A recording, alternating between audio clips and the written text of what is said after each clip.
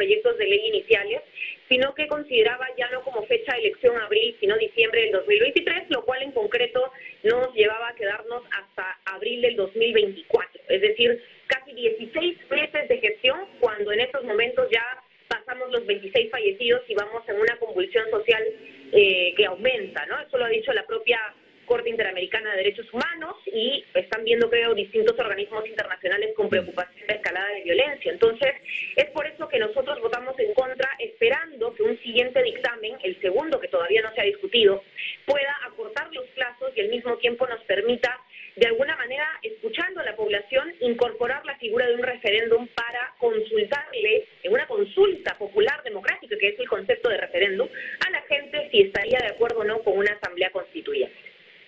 Ahí el entrampamiento. Ahora, no tenemos ley de referéndum, habría que hacer cambios constitucionales también a ese nivel.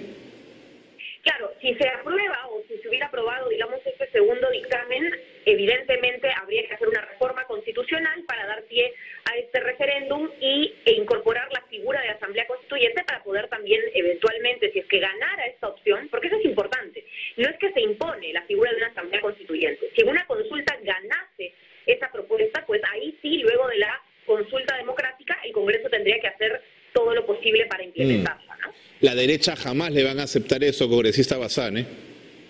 Mire, nosotros hemos dialogado mucho y creo que ustedes hablaban en la entrevista con el congresista Salguana un poco de ceder. Yo creo que es alcanzar consensos, ¿no? Nosotros hemos sido los más preocupados porque en todo caso el cambio de autoridad sea lo antes posible, claro, y que incluso la figura del referéndum hacia la Asamblea Constituyente sea algo que se pueda discutir, incluso con un proyecto de ley aparte, con un proyecto de ley distinto.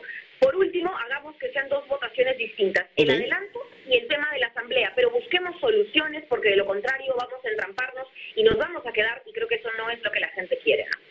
Ahora, más allá de lo legislativo y del consenso del cual usted habla, yo quería preguntarle si ya hay una suerte de sentido de urgencia y de sentido común en la gran mayoría del Congreso de la necesidad de irse, o todavía hay sectores, esto se lo preguntaba también al congresista Salguana, que no quieren moverse. Sí, yo creo que hay todavía una intransigencia que se resume en que algunos congresistas creen saber más que la gente, porque son grandes académicos, nadie le quita los títulos a los congresistas, por supuesto, o porque tienen mucha experiencia en el tema de las reformas constitucionales, pero por más tecnicismos, por más reformas que creamos van a ayudarnos como Estado de Derecho, la gente te pide algo y hay un papel que el congresista tiene que es el de representación, que yo diría a veces está por encima. La realidad, el Perú está por encima de cualquier expectativa teórica, técnica o académica. Entonces, quienes nos hablan de una reforma constitucional que necesita un año, que necesita pensar. Yo, por ejemplo, mi voto en rojo ha coincidido con el voto en rojo de Avanza País o de Renovación y de otras bancadas de derecha con las que yo no comparto, pero la diferencia estaba en la que yo quería o creo que deberíamos quedarnos la menor cantidad de tiempo posible y ellos creían que más bien incluso el 2024 es poco tiempo. Lamentablemente yo no veo que se esté haciendo desde el Ejecutivo, por ejemplo, en ese tiempo, y ahora mismo ha salido, me parece, una encuesta en donde la desaprobación del Congreso viene aumentando. La desaprobación, es decir, ya vamos a llegar a cifras nunca antes vistas de aprobación que no llegan ni al 5 o 6%. Entonces, en ese sentido de urgencia es que yo creo no se colocan todavía algunos congresistas que creen que primero va la reelección, la bicameralidad, temas muy de fondo, cuando ya, como lo ha dicho el congresista, el colega Salguana, estamos un poco tarde, ¿no?, para esta discusión. Congresista Bazán, la llevo a otros temas. Durante el viernes y el sábado vimos con asombro este allanamiento que se produjo al local de Nuevo Perú. Quería preguntarle en qué acabó la situación. ¿Finalmente les sembraron o no les sembraron las evidencias de que habían machetes, objetos punzocortantes? ¿Qué pasó al final? Mire, esta diligencia terminó en que los 22 intervenidos pudieron salir libremente, no ha habido ni un solo detenido, y yo creo que esto tiene que ver mucho con la arbitrariedad de la diligencia que se realizó ese día. Cuando nosotras, la congresista Luque y mi persona llegamos, ya había una intervención de la policía, se había ingresado a un local que en estos momentos es de uso domiciliario. En la Confederación Campesina del Perú se hospedan diferentes personas, en general llegan, pernoctan, salen, y judicial, ni sospecha de delito, es decir, pese al estado de emergencia, que es un estado excepcional en el cual se levanta la inviolabilidad de domicilio, no había ninguna razón, no es que la policía pueda abrir las casas de par en par y entrar a cada una de ellas. Entonces, esto ya nos dejó un mal sabor, digamos, desde el inicio de la diligencia.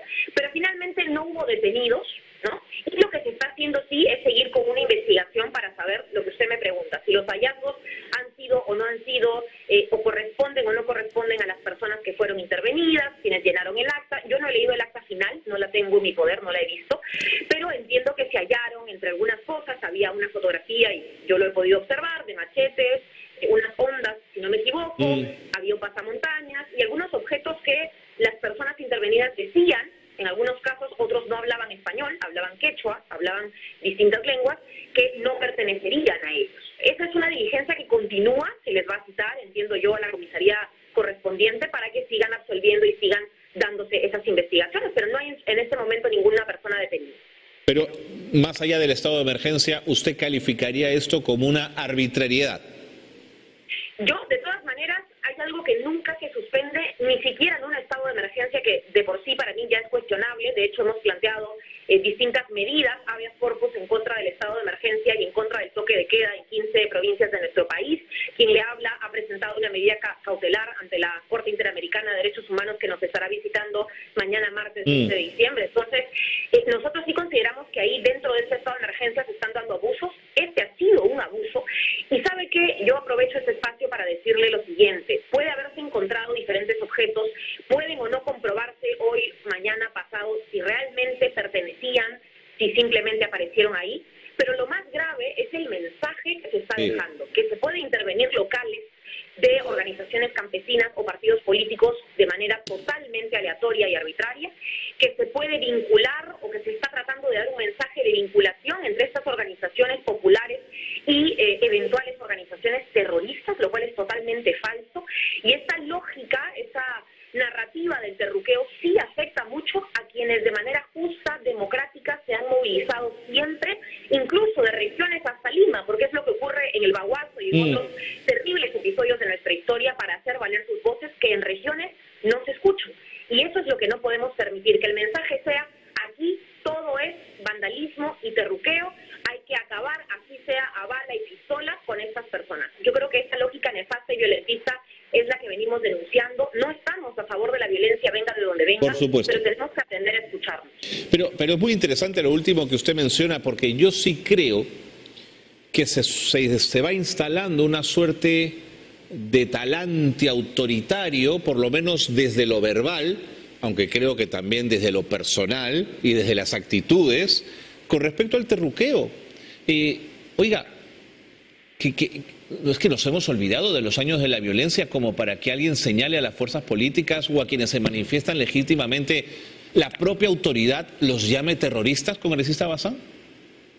Y se han mencionado además algunos congresistas, nombres de autoridades, es decir, estamos llegando a un nivel que yo no quisiera decir o llamar persecución política tal cual, ya no por la vía judicial, por la vía fiscal, que en algún momento de repente algunos habrán denunciado, sino más bien por una narrativa, una estigmatización convertida en discurso presidencial, que es lo que lamentablemente nos ha llevado a una imagen de una casi junta militar rodeando a la presidenta Boluarte en su último mensaje a la nación, y que además ha dado unas declaraciones que para mí han sido muy preocupantes, el decir que esto lo va a investigar, las muertes, 26 muertes de ciudadanos que las van a investigar los propios militares, es decir, militar investiga militar.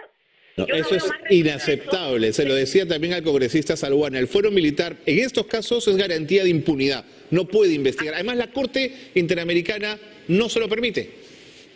Así es. Y un episodio particular, si me permites mencionar, por favor. El día de hoy se ha informado también de la necropsia de un ciudadano, su nombre es Carlos Guamán, él falleció, tenía 26 años y falleció en la libertad. Ajá. Cuando fallece, el informe de la policía, e incluso este informe se ha levantado a la página del MINSA, dice que él fallece a pedradas.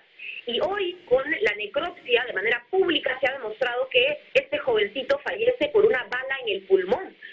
Exhortamos a que la autoridad, tanto MINSA como policía, rectifique y diga la verdad sobre estos decesos, porque de lo contrario no vamos a poder darle justicia a las familias que hoy lloran y que tiene que salir en la portada del New York Times, porque no lo hemos visto en otra portada, la cantidad de jóvenes, un joven futbolista de 18 años que había jugado para clubes muy conocidos en Apurímac, estamos hablando de personas hoy en Chala, en Arequipa, fallecido también otro jovencito que trabajaba y estudiaba, es decir, tenemos que tener mucho cuidado y no podemos instaurar la lógica de que todo se soluciona a balazos. Eso sería lamentable y creo que es lo que está haciendo la actual presidenta, que a mi parecer debiera dar un paso al costado junto con el presidente del Congreso. Yo creo que la única salida aquí es una transición y que si van a adelantarse las elecciones pueda haber una cabeza mucho más neutral que los dos lados que estamos viendo tan polarizantes en este momento. Bueno, lo del foro militar es sin duda inaceptable, importante el dato que nos ha dado. Sí lo había revisado y la necropsia es muy clara, ¿eh? La necropsia habla de bala, no de pedradas. Por eso es que es el foro civil el que debe investigar y no el foro militar. Ahora, en este último minuto, una pregunta más de fondo. En el marco de esta crisis política, la salida de Pedro Castillo, su gobierno errático, como lo hemos visto todos, este final tan abrupto que tuvo, ¿cuánto daño cree usted que le puede hacer a las fuerzas progresistas, a las fuerzas de izquierda, de cara a su futuro político? Mire, yo creo que ha sido un golpe muy duro el poder haber visto de alguna manera la confianza o la expectativa que muchos peruanos pusieron en este gobierno a medida que iba avanzando, no tanto en buenas obras, sino a veces también en tantos escándalos, ¿no? Hay una doble verdad. Es cierto que había una derecha y poderes fácticos y un Congreso muy conflictivo para con el gobierno del señor Pedro Castillo, pero al mismo tiempo hay que reconocer que había muchos retrocesos o muchas trabas para poder avanzar en algunas agendas. Yo siempre he saludado el trabajo que se hizo desde el Ministerio de Trabajo con las organizaciones sindicales, sociales, de trabajadores, pero también he tenido que denunciar lentitud y falta de avances en temas agrícolas o de agricultura, en el sector, y de la misma manera en otras carteras, vivienda, entre otras, que ya estarán investigadas por la Fiscalía como corresponde. Pero sí he de decir que aquí ha sido un tema que va mucho más allá de izquierdas y derechas. Cuando dicen que no se va a dejar gobernar, ¿no es cierto?, a un provinciano, maestro, de clase media-baja, tienen mucha razón, y creo que ahí también quienes se han hecho mucho daño, no solamente es a través del liderazgo del señor Castillo, sino a través del liderazgo de la derecha, una derecha intransigente que no va a saber capitalizar más allá de Lima. Y yo hago un llamado a los partidos de derecha con los que en algún momento también hemos tenido que dialogar en el Congreso, que piensen bien en cuánto están escuchando no solamente a los ciudadanos, sino a sus futuros electores, porque creo que también se está dañando mucho esa imagen, ¿no? Muy bien. De diálogo. Congresista Basal, muchas gracias por conversar con nosotros esta noche.